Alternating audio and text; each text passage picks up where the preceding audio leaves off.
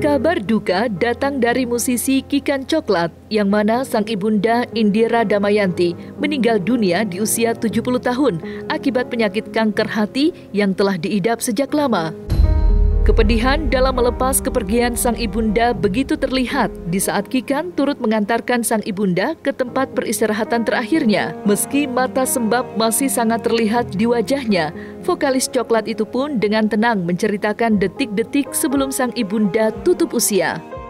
Lantas, seperti apa potret kesedihan Kikan saat mengantarkan sang ibunda ke peristirahatan terakhirnya?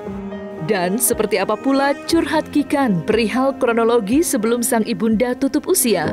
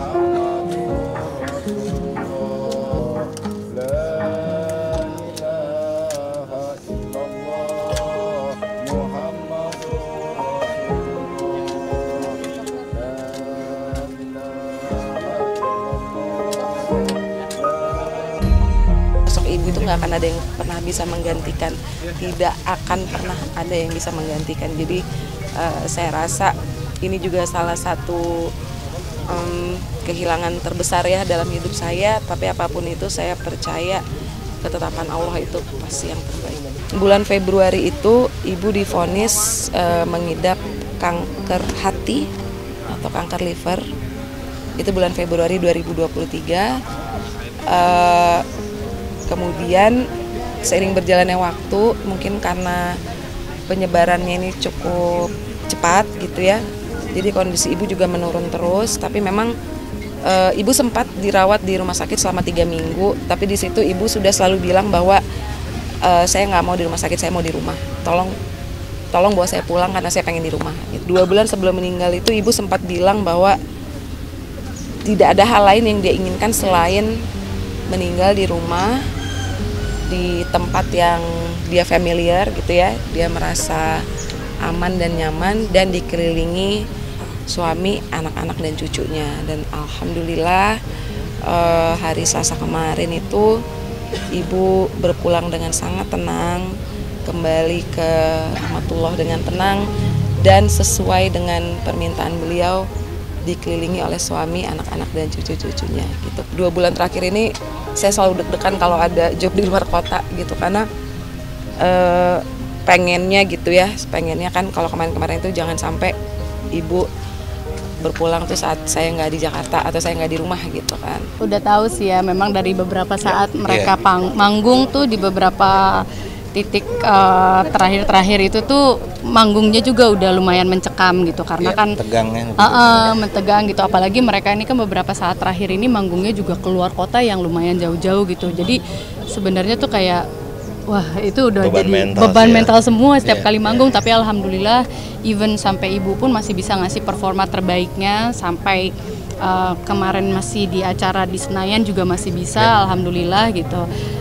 Dan syukur alhamdulillah banget yang kita semua ini ngerasa bahwa ini sebuah emang udah suratan Tuhan ya, maksudnya kayak di tengah mereka kemarin lagi banyak banget keluar kota, pas banget ini momennya mereka lagi di Jakarta, lagi break beberapa hari untuk nanti juga akhir minggu ini kan pada manggung lagi gitu.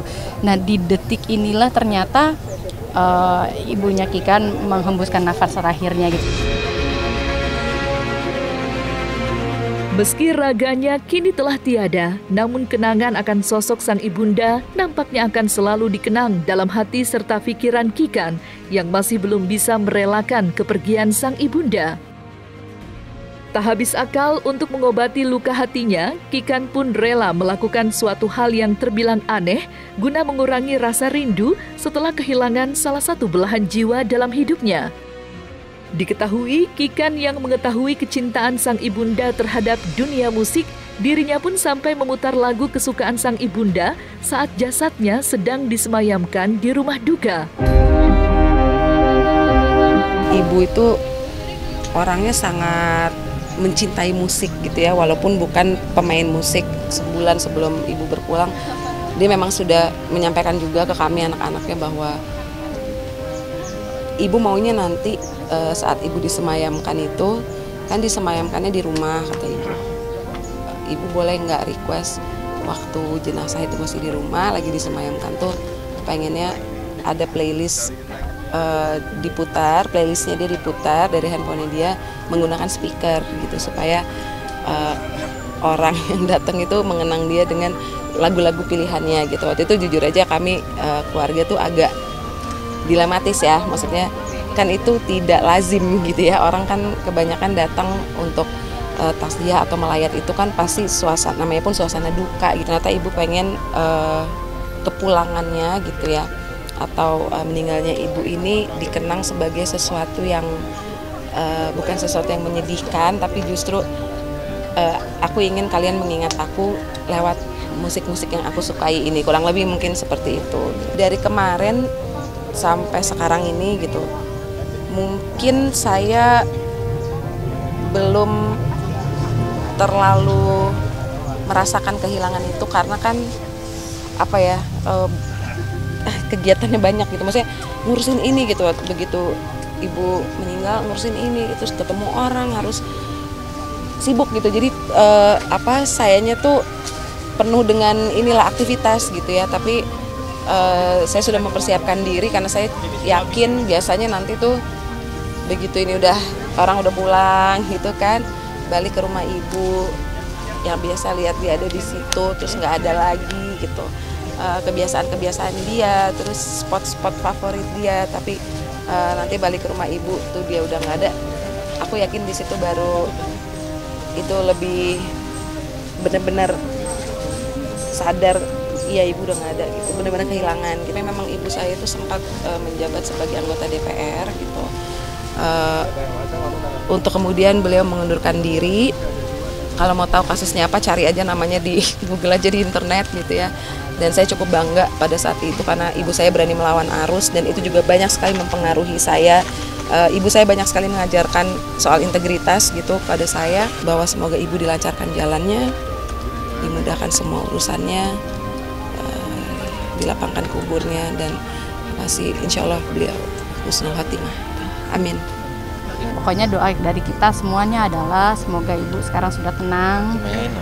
Semoga ibu juga sekarang ini bisa beristirahat dengan tenang dan di tempat yang terbaik ya di sana. Ya.